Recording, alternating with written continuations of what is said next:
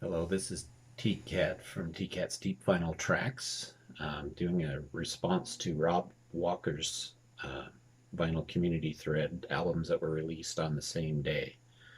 And I wanted to go through and show some of the albums from the 1970s that I have in my collection that were released on the same day. I'm not going to talk about them too much because some of them are some that you've seen a lot in that. But first of all, March 1st, 1973 saw sorry, skip that.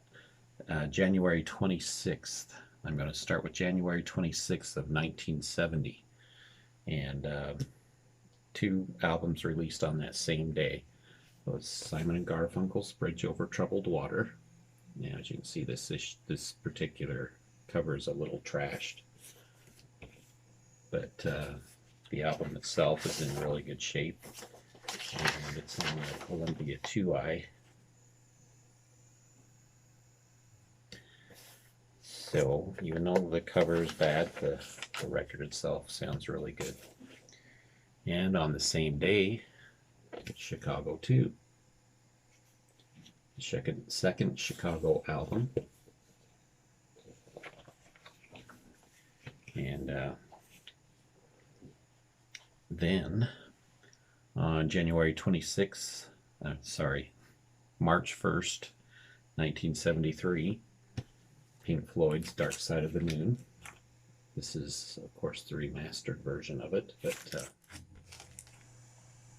there's that. Everybody's seen that one. But one that kind of got forgotten, a little more forgotten about until recently, was Fleetwood Mac's Penguin, also released on March 1st, 1973. There it is on the Reprise label. This is pre-Lindsey Buckingham and Stevie Nicks days, wherever Christine McVie was with the band at this time. January 17th, 1974 is the next date I have. And these two artists, I was kind of surprised to see they released an album on the same day.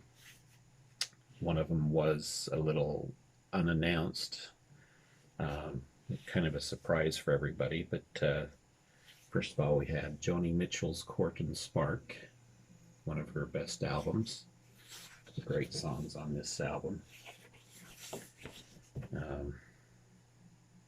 Help Me, Free Man in Paris. Great album. All around great album by Joni Mitchell. And Bob Dylan's Planet Waves. Now, this album has nowhere on the cover does it say anything about Bob Dylan, but you had to look at the back of it to see there he is, Bob Dylan, and with members of the band. So that was released on the same day. Two great friends. Typically, when artists work together like this, they don't release albums on the same day, but in this case, this one did. June 1st, 1974. Of course, this is the brand new reissue I just got in the mail. But Graham Parsons' Grievous Angel was released the same day as Brian Eno's Here Come the Warm Jets. Interesting little tidbit of information with that one. And this particular issue is on Polydor. This is Brian Eno's first solo album. And mine came with this cool little mini album, I guess, of sorts. Selected pieces of the edition's VG library. And it has like 2 tracks on one side, 3 tracks on the other. Features Brian Eno, Robert Fripp, and a few others that was tucked in there with this album. So kind of a nice little surprise. On September 1st of 1974, Supertramp released Crime of the Century. This is, in my opinion, their best album. A lot of people say it's their proggiest. I have to agree it would be. Um, but totally love this album. And Supertramp at one time, way back when, was my favorite band of all time. That's changed since then, but still a band that I love to listen to, and especially that album, Crime of the Century. That was released on the same day as Velvet Underground's 1969. Now, even though this says 1969, the album itself is taken from a concert from 1969. There's the track listing. And it's on the Mercury label.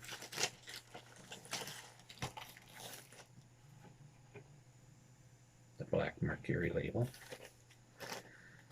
So, from a live concert in 1969.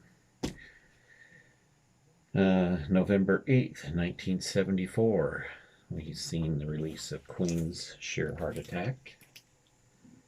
This is also a reissue. Sheer Heart Attack would have to be my favorite album by Queen. I love this album just because it was the first time they had so much variety on their album. But you've got the killer track, Brighton Rock, on here, the hit Killer Queen, Stone Cold Crazy, In the Lap of the Gods, both parts 1 and 2, Misfire. Just love this. It's packed with one great song after another. And here's the original inner sleeve. Pretty cool. And this is the reissue, so it's on this, what the label looks like. It's on 180 gram vinyl. So that album was released November 8th, 1974, the same day as Styx Man of Miracles was released. Man of Miracles came out before Styx really hit the big time with The Grand Illusion. This was several albums before that. And I actually really have got a renewed love for this particular album. Sounds a lot better than what I remember it.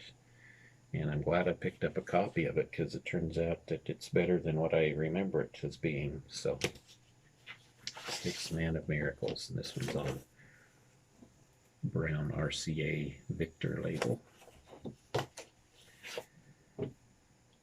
Then April 23rd, 1976 saw the release of Jethro Tull's Too Young to Rock and Roll, Too Young to Die. Too Old to Rock and Roll, Too Young to Die.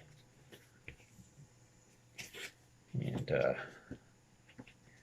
again, I'm a big fan of Jethro Tull. I really like this album. I'm a little surprised that not a lot of people like it as much as some of his others, but I think it's a great album myself. But then I'm a big Jethro Tull fan too, so that helps. It's on the Green Chrysalis label, this particular one. And same day, April 23rd, 1976, the Rolling Stones released Black and Blue. Again, another album that seems to always get skipped over when people talk about the Rolling Stones for some reason, but it's a favorite of mine, nonetheless. That's the inside. And this has the hits Hot Stuff,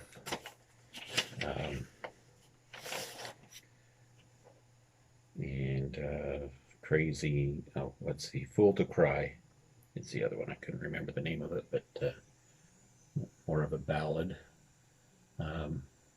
This album has got a little different sound to it than most of the Rolling Stones albums around that time. They also had some special guests on here. that also appeared on the album. But the Rolling Stones Black and Blue. So, out of all the 1970 albums I have, those were the only, well, there were a couple of others, but those were the ones that I found that were released on the same day. I have a few others like that, but they're very famous albums. I just wanted to show so many of them. So, tried to keep this under 10 minutes. I almost made it. Thank you for watching, and make sure you go and visit Ron Walker's channel. He's got some great content on there. I really enjoy watching his channel. Very knowledgeable. Got a great collection. So make sure you go check him out. He's the one that started this thread, and you can also do a response to this thread if you would like. All right, talk to you later.